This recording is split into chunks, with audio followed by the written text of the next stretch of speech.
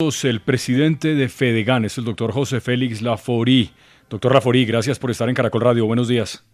Jorge, muy buenos días para ti y para todos. Doctor Fedegan, ha dicho la Contraloría que hay un bajísimo resultado en el acuerdo que se hizo para la compra de tierras entre el gobierno nacional, el gobierno del presidente Petro y Fedegan. Dicen ellos que solo se han adquirido si no estoy leyéndolo mal, el 0,02% de las tierras, que es muy poco. Se han comprado 805 hectáreas de las 3 millones de hectáreas que con el paso del tiempo en el gobierno se iban a adquirir. Es verdad que al gobierno le faltan todavía un par de años, pero parece una cifra realmente muy baja. No hemos llegado ni siquiera, según dice acá la Contraloría, a las 1.000 hectáreas. ¿Por qué, doctor Laforí? Sí, ese es el punto de fondo. Nosotros hemos entregado de manera directa, fuera de las ofertas que hacen los ganaderos a la Agencia Nacional de Tierras, cerca de 601.000 hectáreas. El dato que tenemos nosotros es de 24.000 hectáreas compradas por parte de la Agencia Nacional de Tierras. De 1.400 predios, le puedo dar el dato exacto si quiere, se han comprado 48 predios. Creo que los cambios en la Agencia Nacional de Tierras y la manera como han procedido deja mucho que desear para poder cumplir la meta que ha tenido el gobierno, porque por plata no ha sido. Han tenido los recursos presupuestales y en consecuencia me parece que lo que ha faltado es un poco más de determinación para poder avanzar en este que es un programa que el presidente Petro pues quiere avanzar. Sí, pero vamos a ver, doctor Laforí, hace unos meses hubo en efecto un cambio en la Agencia Nacional de Tierras.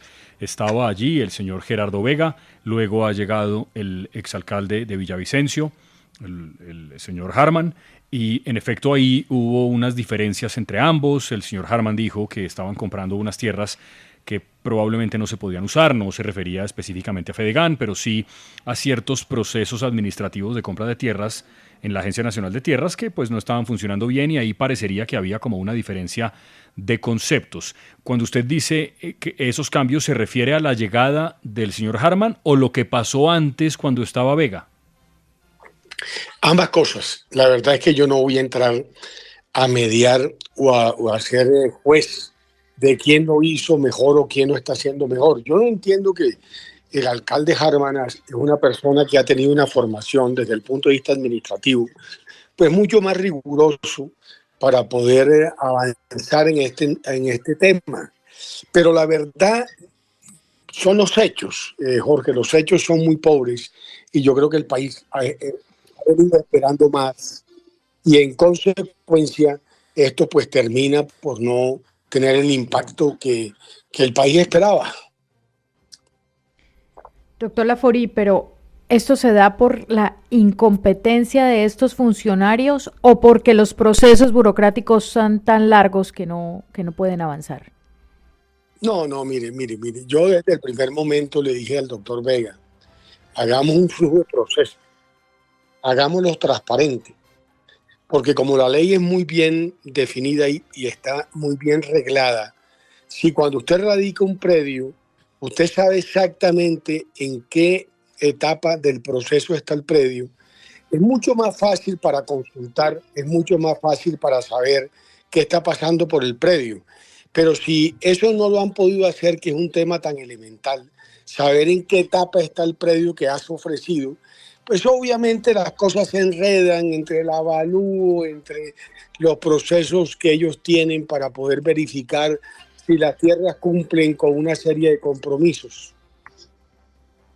Doctor Laforí, pero pongámoslo en plata blanca como a usted le gusta con las cifras que son. En efecto, como usted dice, ha sido muy pobre el resultado que se ha visto en este acuerdo.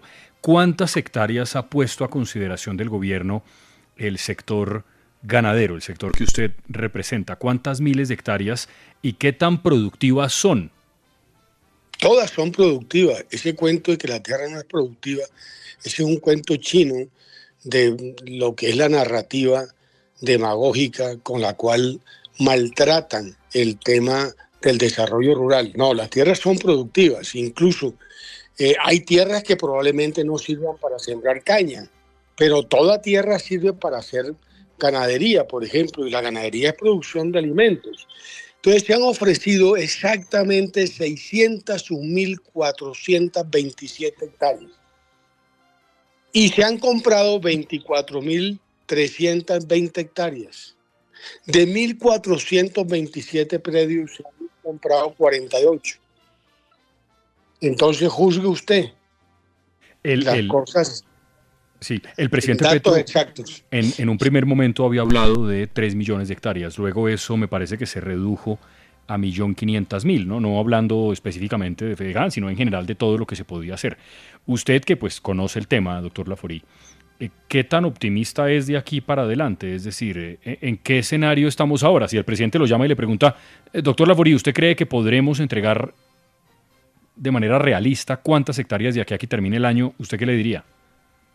Depende de la capacidad que tenga el equipo que tiene el doctor Harman al frente de la adquisición de tierras, porque evidentemente ponerme con una bola de cristal a decir cuántas tierras pueden comprar, pues me parece irresponsable. Por lo pronto han comprado muy pocas, porque recursos tienen.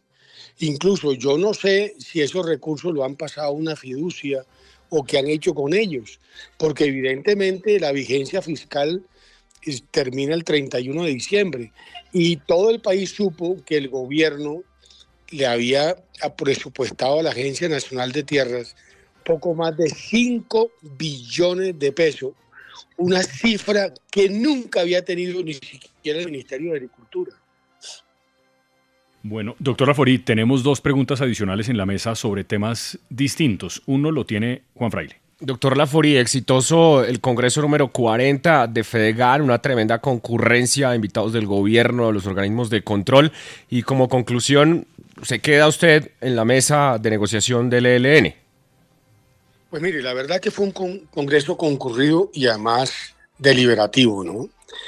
Y debo admitir públicamente que tengo un conflicto ético entre lo que yo creo, lo que es el deber ser y lo que me obliga a un gremio que se siente en unas circunstancias muy complejas por invasiones de tierras y por políticas que no le llegan al sector rural.